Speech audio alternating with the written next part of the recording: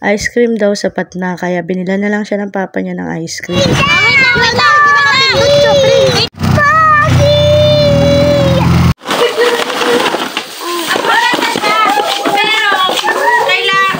At yan nga, pagka-uwi, binuksan na kaagad namin para kainin. Excited sila kasi nga malaki. Dami nito, grabe, baka hindi ko maubos to. Ang dami mo kinain eh. Yan ah.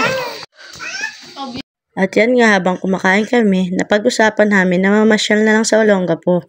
Maglibot-libot at maglakad-lakad. Birthday nga pala ni Chola ngayon. Pagluluto sana namin siya kahit papano, kaso sabi niya wag na daw, gala na lang daw kami.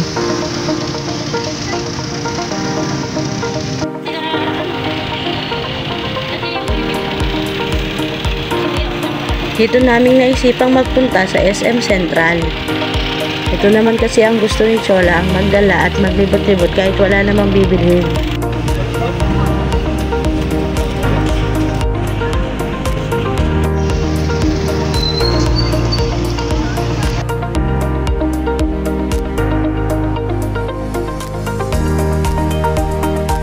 At ito pa ang nakakatawa, habang papasok na kami, nasira ang tsinelas ni Vanes.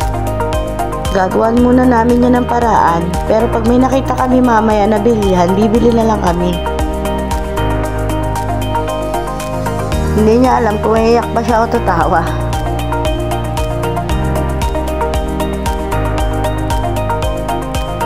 At buti na lang, ayan, nagawa na ng paraan. Aesthetic nga daw, sabi niya.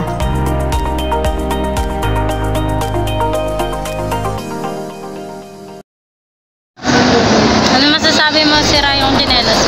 Malas.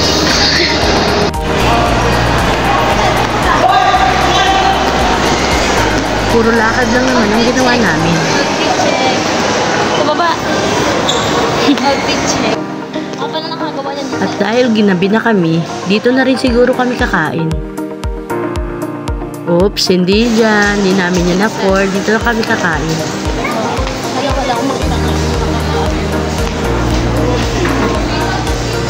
Inip na ang mga yan.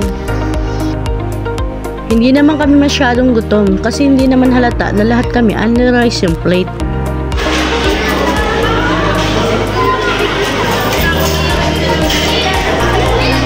Pwede na kayo ng solo?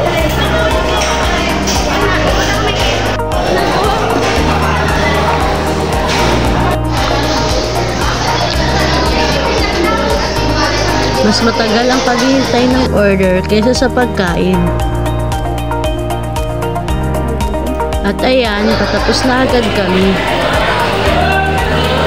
Hindi na kami nagtagal at umuwi na kasi gabi na rin. Sakay na, Pim! Malungkot yan si Ate Chola kasi uwian ka agad. Gusto niya pa magala-gala. Kaso gabi na talaga, malayo-layo pa ang aming pabiyahiin.